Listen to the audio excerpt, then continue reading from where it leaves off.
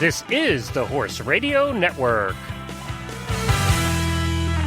This is episode 17 of the Dressage Radio Show on the Horse Radio Network, presented by Equestrian Life, exclusive coverage of the world of dressage.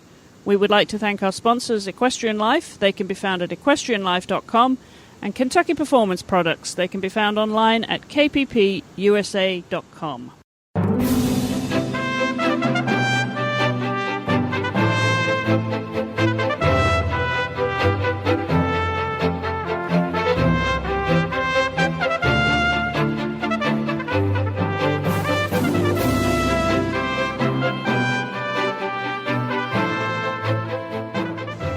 This is Chris Stafford in Lexington, Kentucky.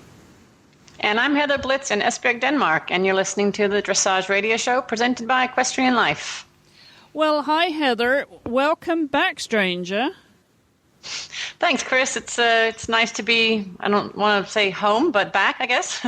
I mean, it's nice to be back with friends and family, and definitely with my horses. I missed them a lot when I was gone, but had a great tour in the States. Yes, how did it go? You covered many states, didn't you? You had quite a trip this time. Did it all go well? It went really well, and I mean, luckily I also brought a little bit cooler weather with me. Seems like at every one of the places, which was a concern of mine. It was pretty hot before I got there, but the clinics went well. Lessons were super, and just really get a lot of energy back from helping folks out. And I think they were all pretty happy. So can't wait for next time.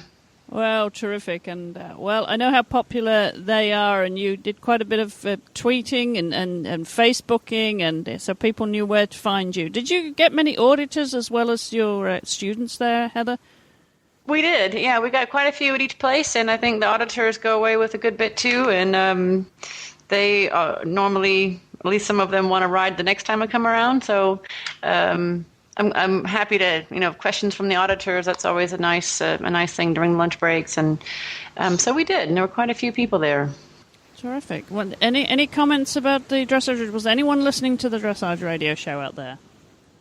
Yeah, I got some feedback, a lot of great feedback that people are definitely listening, and that they're enjoying a lot of especially the training tips. I was just still encouraging that if I get the feedback there when I see them in person, that they could also do it online and, again, sort of direct me into what I can help the most with. But some good feedback for the show, so I was happy to know that people are out there enjoying it. Great. Well, I hope they enjoy today's show, Heather, because we have Courtney King-Dye as our guest this week. Courtney, as you know, made the team. She made her debut at World Cup a couple of years ago, and really launched herself onto the international scene. So we're going to be talking to Courtney a little bit later on in the program. But before we get to that, we have some news this week, and you will know in Europe about the judging trials, Heather, that took place just last week, the 7th to the 9th of September in Aachen, Germany. It's something that the FEI Dressage Task Force implemented. They took place in Aachen, as I mentioned. And these judging trials are meant to review the judging system in dressage. And I think it was quite an interesting session there. We won't quite know the outcome of those trials for a little while. But I think something that needs to be done probably, Heather, every so often. Well, it sure seems like a great idea. I can't wait to see what the results are. Is it 2 weeks, I think, afterwards that we're supposed to know how it went and what they do about it, right? Right. The actual testing of the different systems happened over the first 2 days of the 3-day trials, and was separated into 5 different trials. And the entire trials were then later discussed by all the judges and task force members, and the results were then sent to Switzerland, where David Stickland, who's apparently a maths wizard, will calculate the results of each of those trials and estimate the level of improvement of each system in comparison to the old format. So I think that would be interesting. Something such as dressage, it's rather like skating. We often compare it to skating, don't we? And the objectivity versus subjectivity of dressage judging. Well, it is a pretty good comparison, I think, and I think it could be a little tough to stay completely objective when you do start to know certain things about certain horses and riders, and for the judges to have a sort of a new system, maybe they're just as grateful for some new ideas as anybody, and I can't wait to see what comes out of it. It is going to be really interesting. Something, either way, it's going to be just really interesting to report on, what we find out.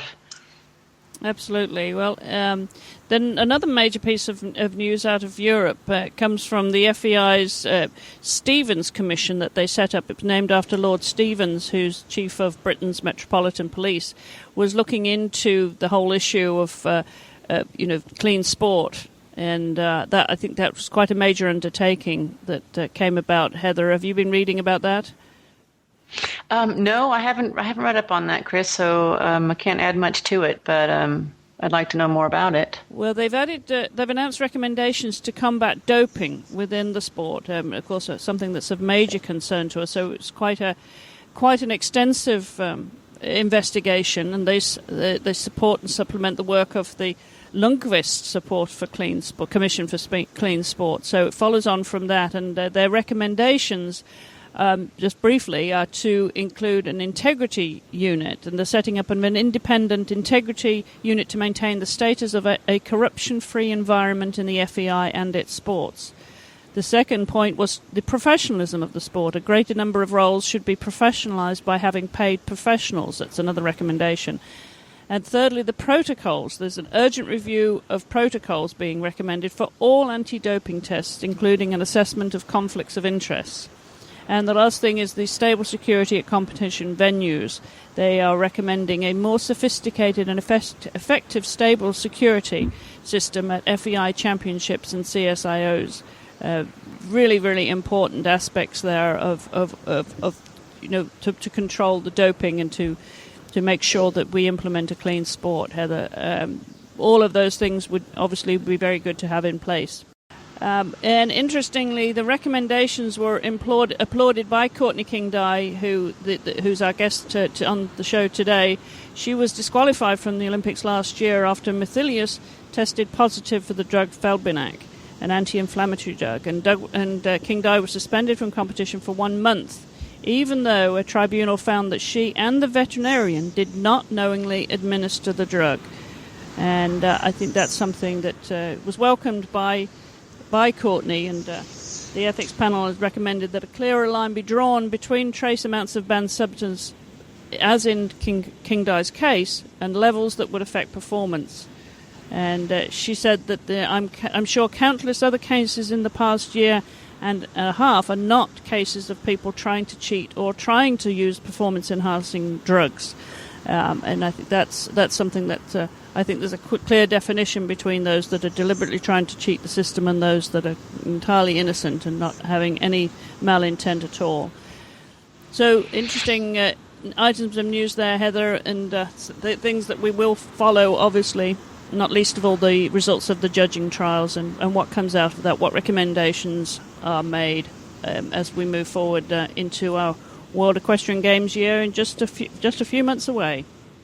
Well, thanks for all that news, Chris, and you gave me some things that I'm going to go look up now and into more about those subjects and see more about what's going on there. So, but don't go away, because we're going to hear the interview from Courtney next. But first, we're going to go and hear from our sponsor. It is fantastic to have our friends at Equestrian Life as the title sponsors for the Dressage Radio Show. If you have not been to Equestrian Life yet, you need to go. In addition to being the official social community for the Horse Radio Network, it is one of the fastest growing horse communities on the internet. It is truly the Facebook for horse people. The goal of EquestrianLife.com is to bring equestrians together and to provide them with the breadth and depth of information and tools they need to learn and connect with other horse lovers who share the same passion. EquestrianLife.com is a fun, inviting website that strives to provide its members with a world-class experience that fosters the expression of all the ways people enjoy their horses and the people who are part of the horse world. EquestrianLife.com's social media platform provides users with cutting-edge applications and tools, such as people and horse profiles, social Q&A, status updates, messaging, photo uploading, groups, comments, blogs, expert high-definition videos, directories, birthday reminders, alerts, messaging, and on and on and on, in addition to their partnership with the Horse Radio Network. This community is designed by horse people for horse people and is filled with educational and entertaining video and audio all about our horses. Right on over to Equestrian Life today. Sign up for free and tell all of your friends. If you love horses, EquestrianLife.com is the place to be. Well, thanks again to our sponsors, Equestrian Life, and we always appreciate their support. We obviously we wouldn't be here without the support of our sponsors. So don't forget to check out that online community, which is the official online community of Horse Radio Network at equestrianlife.com. Well, we're going to get to our guest on the show this week, and that's going to be Courtney King Dye. Courtney King made her name on the international scene. Really, she started off through the Young Rider rankings. She competed in the North America Junior Young Rider Championship some years ago. She's based in New York, in Millbrook, New York, and she has two wonderful horses that she launched onto the international scene, Idicus and Mathilius, and she made it to the World Cup finals a couple of years ago. And also last year. And at the end of that year, of course, she represented the U.S. at the Hong Kong Olympics. So let's hear from Courtney. Well, Courtney, thank you so much for joining us on the Dressage Radio. So your first visit with us, and we really appreciate you spending the time. I know how busy you are. My pleasure. Well, we want to really spend a little while, Courtney, just introducing you to our audience, which is, as you know, a fairly new audience, and really let them get to know Courtney King Dye and how you got started in the sport. Give us a little sense of where you are now, where you're based, and what your operation looks like now. I just moved to a new farm this summer. I had been for a long time based out of London Gray's farm in Bedford, New York. My new farm is in Millbrook, New York, which is just about an hour north of London's. And it's just perfect for me. It's very quiet there. It's just the owner and myself, very low-key atmosphere. It's a great farm with great footing and all of those things, but just in general, really quiet and nice for the horses and beautiful. And we have, I have 14 horses right now in training, and normally my day is to ride my main horses, ride 8 or 10 horses in the morning, and then teach 3, 4, 5 lessons in the afternoon. And I'm just really enjoying it. It's a perfect setup for me. And so how did you get started in the sport? Did you grow up around ponies and in the pony club or anything like that? How did you get going in your early days, Courtney? I was just basically a typical little girl who was in love with horses, and both of my parents actually rode when they were young, but they were divorced when I was 4 and moved away from the farm. So I really had no horses in my life until finally I always was obsessed with them, but never had an opportunity to be around them until I was 9, and we moved to a little tiny town in Harbor Springs called Harbor Springs, Michigan, and there was a stable in walking distance that I could go and walk and muck out stalls in the morning before school, and then the school bus would pick me up, and then the school bus would drop me off after school, and I'd get to take a lesson or just help out if there was nothing to ride. And so that definitely became my second home. And I was lucky to have exposure to a trainer who was very interested in dressage.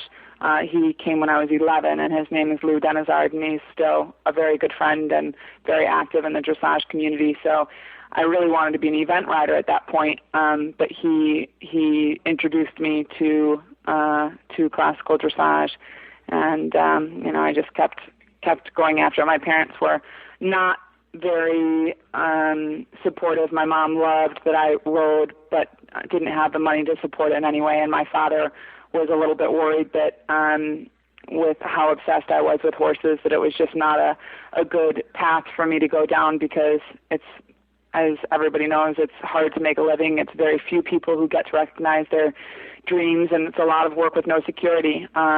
So he had my best interests in mind, but it was definitely not going to stop me. So I took every opportunity I could get. I moved away from home when I was 13 to follow my dreams, and got just had several different moves. And finally, when I was 16, I went to be a working student for Lennon Gray, and that pretty much has been the rest of my life. It was, as soon as I walked in the door, I knew it's what I wanted to do. So that's really how I got my start, and has never swayed. So you were born and grew up in Michigan? Yep, I was born in Saginaw and spent most of my childhood there. We did move quite a bit around, but that's definitely where my home base would be. So any siblings who had an interest in horses as well? Or are you the only child? Well, I have 2 brothers and a sister, and none of them have any interest in horses, but we're very, very close, and they've always been. They didn't understand what I was doing, but they were really supportive of me. They didn't quite get the obsession part, right? No. So what do you think were your earliest influences there? Because you said you left home at 13, which is a really young age to make your own way in the world. What do you think were the very early influences that gave you this bug and this obsession, Courtney? I don't know. I guess some people just have a drive, and as soon as they see tennis, they want to play tennis, and they get obsessed with that game. And something in me, I mean, for certain, it didn't start out with dressage or even sport. It started out with just loving horses. But I really don't know. I can't say that I had any real exposure to it when I was younger. So I don't know. Some people just have something in their blood and can't get away from it. Just made your way down that path. And you mentioned that you had an interest in eventing before you changed course. Did you actually participate in eventing or any other sport before you concentrated on dressage? I did. I mean, only at a very low level. Of course, not having my own horse, whoever would let me ride their horses, and the horses that I worked off riding at the stable, whatever those horses could do, whatever the horses' owners would let me do, I would. So I did some hunters, I did some jumpers, I did a substantial amount of eventing, but only to a very low level. I competed a lot through training level, and I did 1 prelim, and that was all that I was able to do. Which I'm really thankful for now. I still love those lower levels, and if I had the time and the opportunity, I would still do those lower levels, but I can't say that I have the courage to do what the top level eventers do. So I'm glad I got waylaid in dressage when I did. So you still jump when you can, do you? Just enjoy it for fun? I haven't in years. I do enjoy it, and I always want to do that dressage jumping event that they have in Florida. But when I have a young horse that I want to jump, which I do like my young horses to jump a little bit, I always get a professional jumper because my eye and my timing, of course, are so rusty, and I want the horses to have the best experience possible when I don't have any experienced jumpers, so I don't jump anymore. But again, if I got the opportunity to do something fun like that, then I absolutely would. And so you went to school, you got a bachelor's in literature. What were you thinking at that point in your life as to how your career would take shape, Courtney? Well, even from my earliest days, I always wanted, college was important to me, and I always wanted to get my education. I did 1 school at University of Michigan after my first year at London's, and my father's deal with me was he would pay for school as long as I didn't ride. And I thought I could do it, and I did it for 1 year at University of Michigan, but I just couldn't handle that for 4 years. So I decided to not do that, and I moved back to London's, and London was really supportive. I had a job at night at a bar and worked off as much as I could for my classes, and actually London and one of my other clients helped me to pay for classes when I couldn't make ends meet at just a local community college. So I was pretty much always plugging away through school, through correspondence courses and local universities. But especially when riding started to get more time demanding, that was hard to do. And just the lower standard of academics was not, it made it hard for me to do. I wasn't interested enough or stimulated enough to really tackle the schoolwork. So what happened was when I was 20 and I went to Conrad Schumacher's in Germany for my first real training and showing stint over there, I had Idicus, who we had started Grand Prix in the summer, and I had another really nice small tour horse, Jester, and 2 3-year-old stallions. And when Idicus got moved to a different rider after our first show, and the small tour horse went lame, and I'd just been working nonstop between the bar and trying to go to school and being at London's for so long. When that happened, it really gave me a wake-up call that I had invested every ounce of my energy and life to riding, and I discovered that you just don't have enough control over it to depend on it to make you happy. And at that point, I said, I really want to be a happy person, and I realized that I needed some balance in my life. And so when I came back, that's when I applied to Columbia and got accepted there, and my father agreed to help with some of school. And honestly, at that point, I think I probably would have kept going to school and not riding, except for that, of course, I needed to pay for school, and riding was the best way that I had to make money.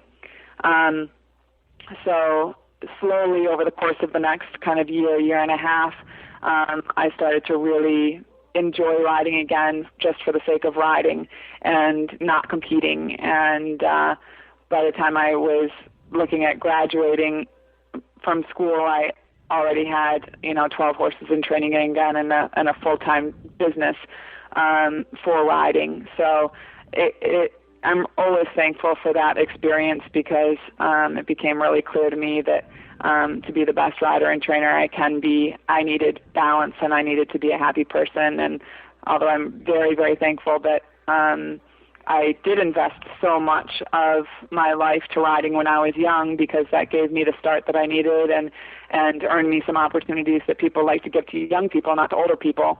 I'm really thankful for that wake-up call, and since then I've always stayed very committed to keeping some balance and other things in my life, so that all of my happiness doesn't fall on riding, which is not a responsibility the horses need put on them. So. Well, we've had a few guests on the show who talked about the Young Rider competition, the championships, which have often shaped their careers, and you too were a graduate of that. You came through Young Riders in 98. Courtney. I did. How did that influence you at a young age?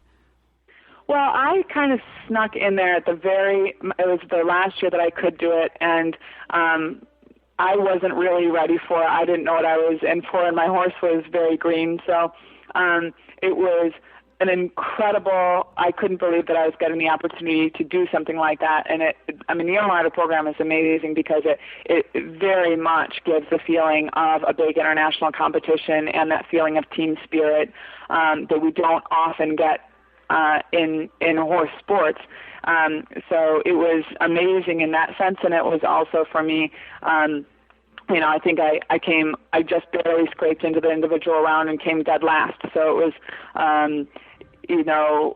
really good for me to be put in that position that I was definitely not up high in the competition, and to be supported and to support other people. And so it was really, really fun and a good education in many ways for me. Well, you mentioned, your influence of Lendon Gray and Conrad Schumacher, and you also spent some time with, some other very top trainers and riders. How did that unfold in your career as you got the opportunity to learn from them, and you were getting good horses yourself, Courtney? How did it unfold? How did they riding with different people help? Yes. How is that came? Those opportunities came along at different times in your career and got you to where you've gone now. Obviously, you learned from different things from different people. So that must have been a wonderful influence and really shaped your career. It did shape my career, and I feel really fortunate that my trainer, London. She was always so incredibly supportive of riding with as many people as you could. I didn't get that opportunity early in my time with her, but as I was with her longer and longer, and she, I think she recognized how serious I was about it. She always encouraged, and she encourages all of her students to ride with all different people, which I think is very important because it allows you to find become your own rider. You can't mimic somebody else's program exactly. You have to find your own way. And getting the opportunities on great horses, that's, again, a directly London-related occurrence because since I came to her when she was kind of getting ready to not ride so much, and she was in quite a bit of pain from different injuries, and so the horses that had been brought there for her to ride, as I got more experience and more skillful, she encouraged the owners to let me do most of the riding, even when she was showing them, and then eventually that I could show them. So all of that part, which definitely has shaped who I am as a trainer, and also the success that I've been able to accomplish is directly thankful to London's encouragement and support in both of those departments. Well, of course, you're known for your wonderful partnerships with Harmony Smith-Elias and Idicus. Were they the two that really would say that really kick-started you towards to a team place? Of course, you represented the Olympics, and I think you made your team debut a couple of years ago, didn't you? With Idicus, with the World Cup was my first time representing the U.S. And Idicus 100% was the horse who gave me the opportunity to make an appearance on the international stage.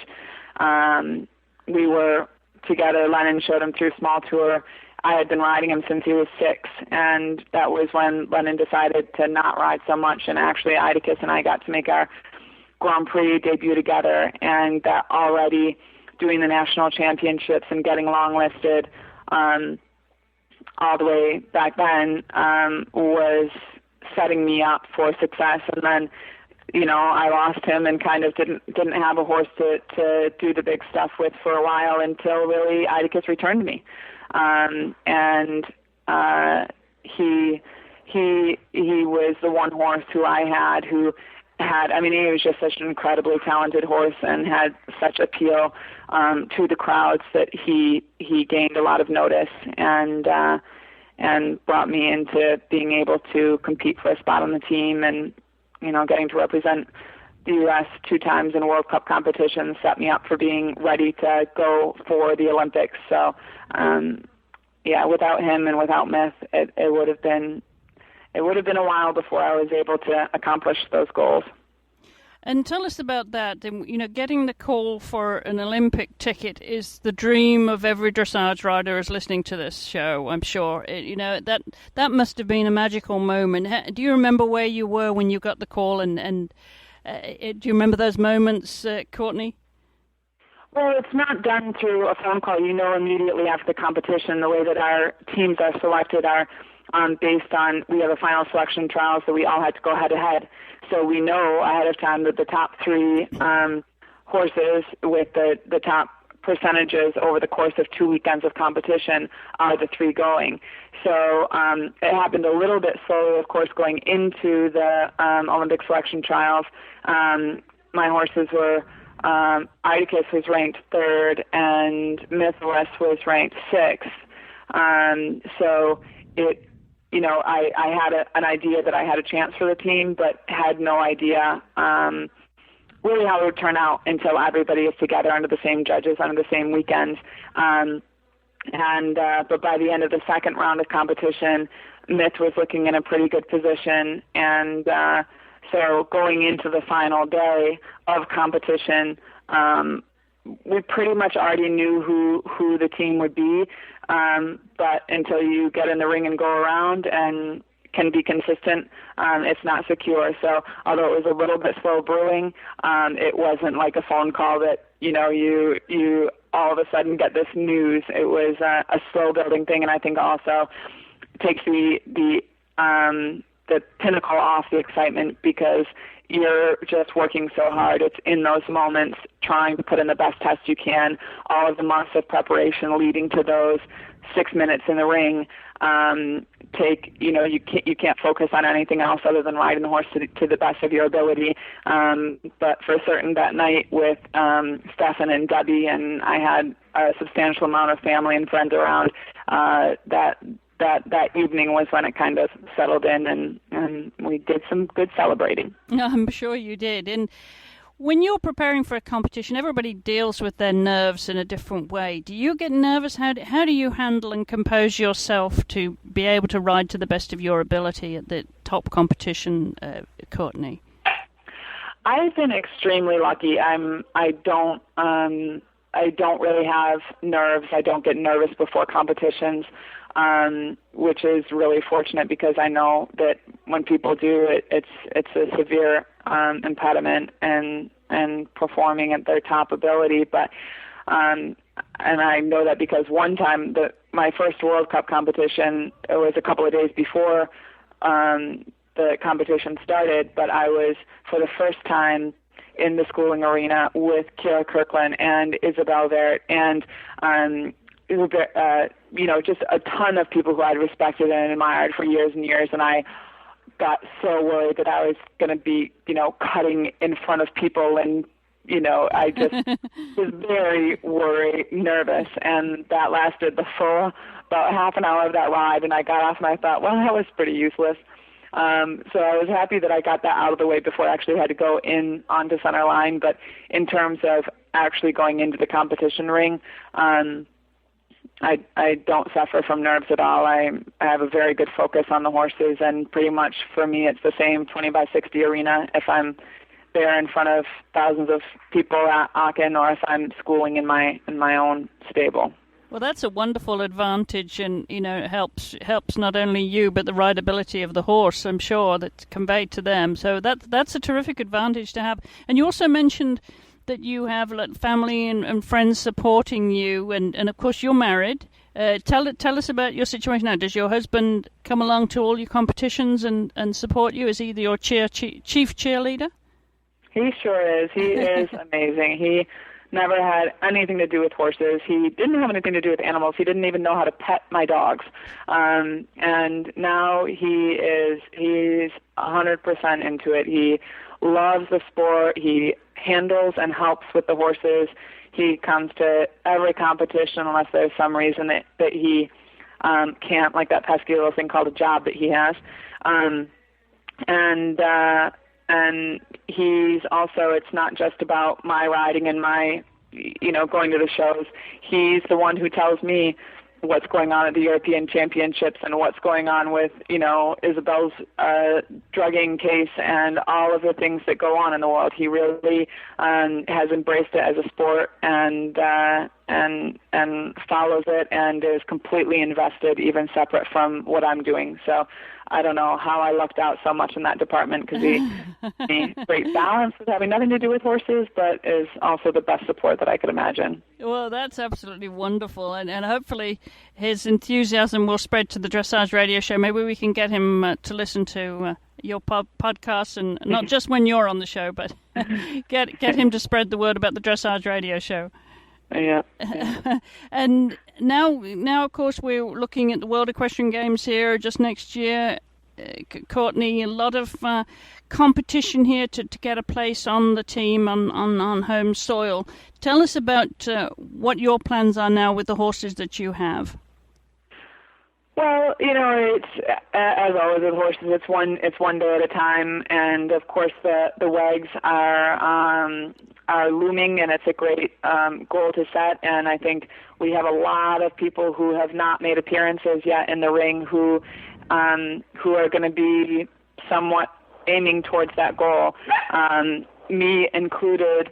To a certain extent, I don't have any expectations. Myth is coming back, and I'm riding him, and he's feeling good right now, but there's no guarantee that he's going to be fit enough to be able to sustain international competition.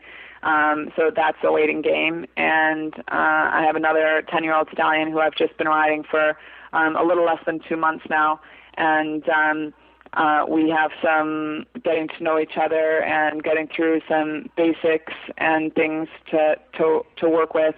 And he would be very green to go for such a goal, but it's certainly something, I plan my schedule according to doing the qualifiers, and if it works, it's great, and if it doesn't, it's certainly no disappointment. Myth has done what he needs to do, and the new horse down Principe is young, and we're in no rush with him. So, and I have a really nice horse that I've been showing in a small tour, Grandioso, a PRE stallion, and he's working toward the Grand Prix, and I think he'll be a strong Grand Prix horse.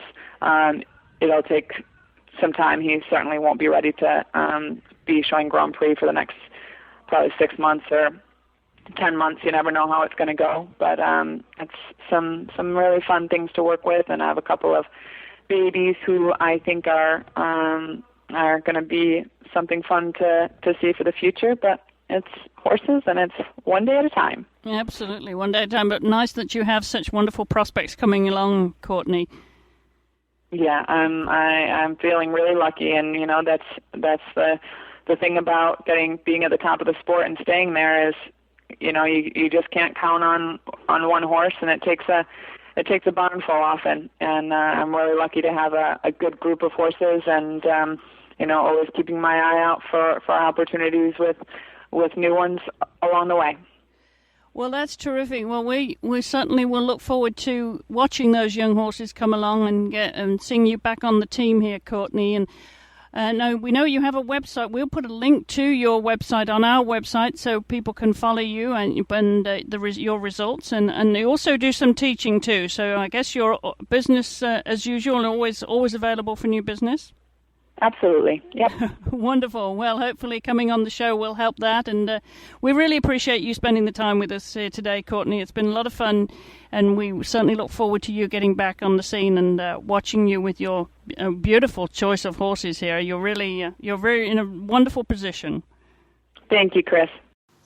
Well, it's good to hear from Courtney on the show. That was her first time on the Dressage Radio Show, Heather, and we'll be following her. And, of course, the competition heats up here for a place on the World Equestrian Games team in our home nation next year. So we'll be watching all of these riders with interest as they prepare. And it's going to be very exciting, Heather, isn't it, as we do prepare our home team, given what's happening in Europe with these wonderful performances from Parseval and Totilas. It's going to be very competitive, isn't it? Oh, I would say so. I mean, I wish I could be there, and then again, I'm kind of glad I won't. No, I would love to be there. I would love to be there to watch. I mean, maybe that's possible. I hope so, and it's going to be a fantastic competition, no doubt. Right. Well, we'll see if we can't get you to record some shows from the Dressage Radio Show, some episodes. We'll be obviously covering the World Equestrian Games quite extensively, so I think you'll be playing a part in the games one way or the other, Heather. I hope so.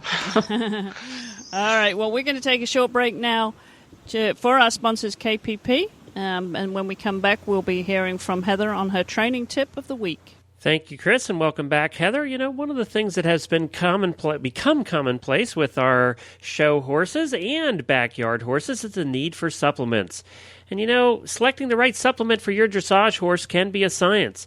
Kentucky Performance Products will help simplify your search. You can trust Kentucky Performance Products to give you the most value for your money. They offer supplements designed to target specific problems and are made with high-quality ingredients included at effective levels at a price you can afford. I wanted to talk to you a little bit about one of their great products, and that's Endure Extra. Endure Extra is a high-fat, low-carb energy source recommended by veterinarians and leading horsemen. It maintains optimal energy levels in your hard-working dressage horses and increases weight gain in your poor doers. More than just a fat supplement, Endure Extra also provides other benefits such as much-needed natural vitamin E and gut conditioners. You know, best of all, you can feed Endure Extra as little as 8 ounces per day, so it is a good value as well. You know, Kentucky Performance Products has a bunch of different products that will help your horse. Take a look at all of them at kppusa.com. You can see about Endure Extra and all the products at kppusa.com.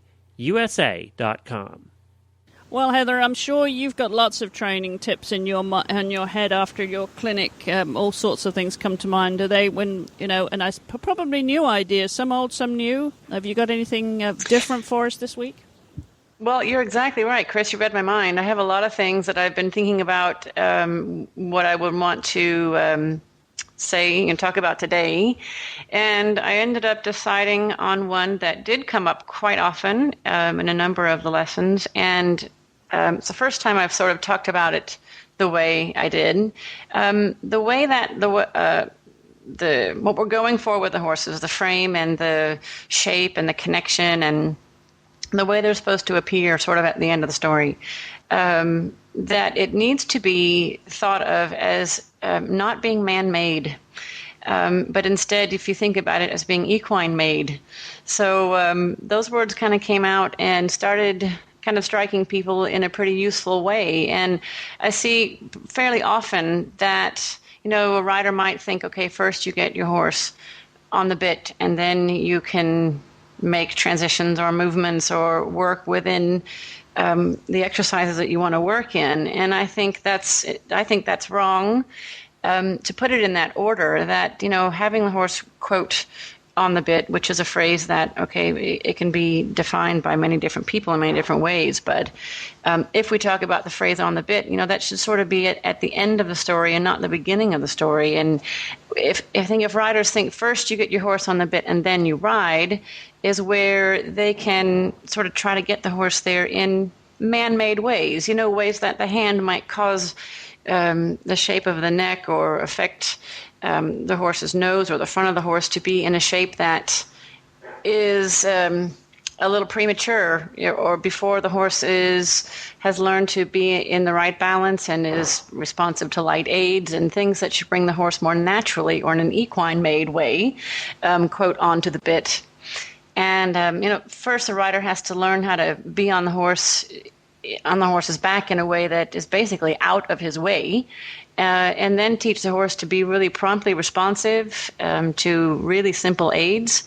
And if the horse can respond, in really, really prompt, no delay kind of ways to the rider asking for simple transitions and, just go and stop and, when they have to turn left or right, and the rider can stay out of the way, then I think the horse is in the right kind of balance in that moment, that if then the horse accepts the contact, that it can be very equine made, that the horse is looking sort of at the end of the story. The horse is on the bit and looking like we want them to look for the level where they're performing.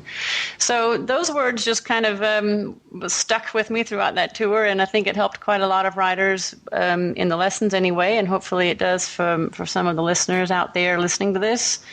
And Chris, what do you think of when you hear those words? Does that make sense to you? It totally does. And what I see with horses and riders now, and often with the riders, especially the adult amateurs or the people that have coming from different walks of life, when they get on a horse, so they maybe have gone to a competition, they've watched trainers, and they think that's what their horse should look like. And they put it into this false frame that you can call it on the bit, you can put it in a framework or a shape.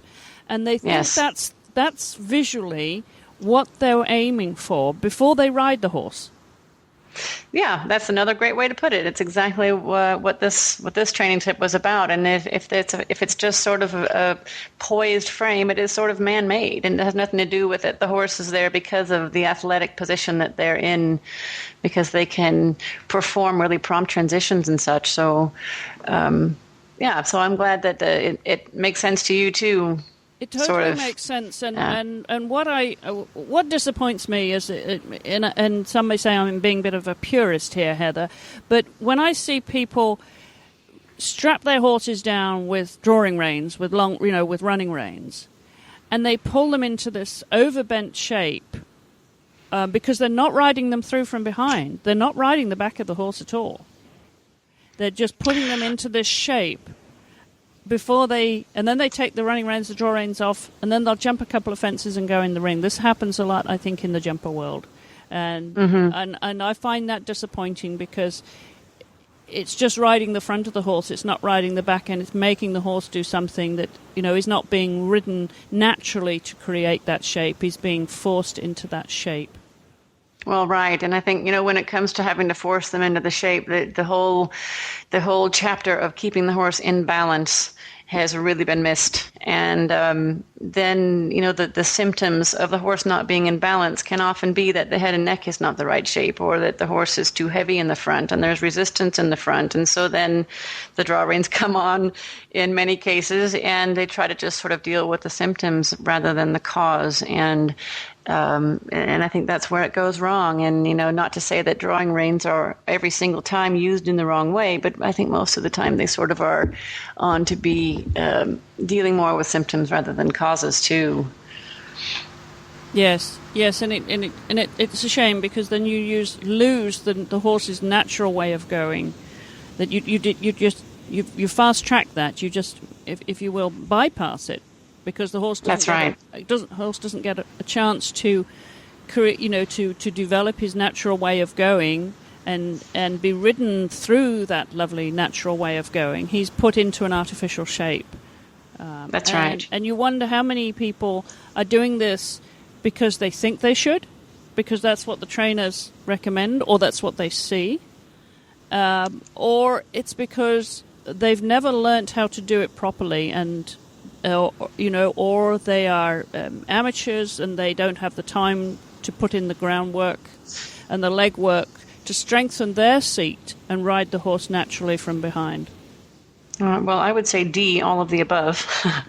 That all of those reasons, and then another one is also that even if a trainer says something really, really well, it can also be different how it's perceived by the listener, and maybe they just misunderstood, through a certain set of words that were used, and it goes into a rider's ear in a certain way that isn't always right. So that's another thing that can go wrong too. Even if they're told the right thing, they may not have sort of understood it right. And I think also if they're listening too much to what they think they should be listening to, that they forget what they're feeling. Or don't that can be a challenge, yeah. Don't get so in tune with what they're actually feeling and just stay with what they're feeling. But they may not know how to interpret what they're feeling too. So I think it all belongs in that pot, doesn't it? Yeah, I think you're right. Well, interesting. Well, thank you for that, Heather. Some thought-provoking ideas there, and hopefully we'll get some responses from our listeners. As always, we love to hear from you, and certainly if you have any ideas or questions, please let us know. And we appreciate your tips, Heather, as always. And I know you've been parted from Paragon for a few weeks on tour, but now you're back in the saddle. How does he feel? He feels fantastic. My very good friend here in Denmark, Mia Hermansen, was able to keep him and care for him for me while I was gone, and she did a fantastic job with him. So she just gave him a great life for 2 weeks of fun stuff and hacking out, and she had him massaged a couple of times. She worked him a little bit for me. She just treated him like a superstar, and he came back to me just completely fresh and ready to work, and so happy about that. So it really helps to have someone like that behind the scenes when when I have to be away. Hated being away from him. Every day I don't get to ride him, I feel sort of cheated. But then again, it's probably a nice break for him too. So he was great, and he's just right on track now. He's really, really super. Today, especially, I had just some really exciting stuff happening with him today. Good. Well, it's all about that feeling that only you have with your horse, and So I think the message from this tip and from what you're feeling, Heather, to everybody is, just to stay in tune with your horse in what you're feeling, because that's the most important thing. And intuition's a great thing too. Yes, it is, and intuition helps a ton. And just being able to really read, not only feel what's happening in his body, but to start to get the skill to read what's in his mind, and especially with Paragon, that is so important with him, because he's not a physically very reactive horse, but mentally I can really get to him. So the more that I can be right there mentally with him, and I know what he's thinking, then I know what the appropriate communication can be with him, and what he needs and what he's thinking, and that's huge with him. Well, very exciting. Well, we'll look forward to hearing Paragon's Diary again next week, Heather. Thank you for that. And reminding everybody here now that you can follow Heather on Twitter and on her website. Her Twitter address is Heather Blitz, and her website is heatherblitz.info. You can catch up with everything that's happening with Heather there. You can follow us and our show notes at dressageradio.com. And don't forget to send us your feedback. Leave a voicemail at 270-803-0025. Or you can email Heather at horseradionetwork.com. And my address is chris@horseradionetwork.com. And don't forget to get onto Facebook. If you're a Facebook follower, you can catch us there. We have a fan page, and there's a link there to that fan page on our website at dressageradio.com.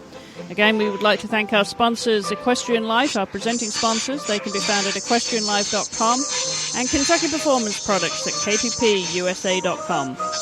So, Heather, until we meet again next week. Thanks for listening, and mind your riding.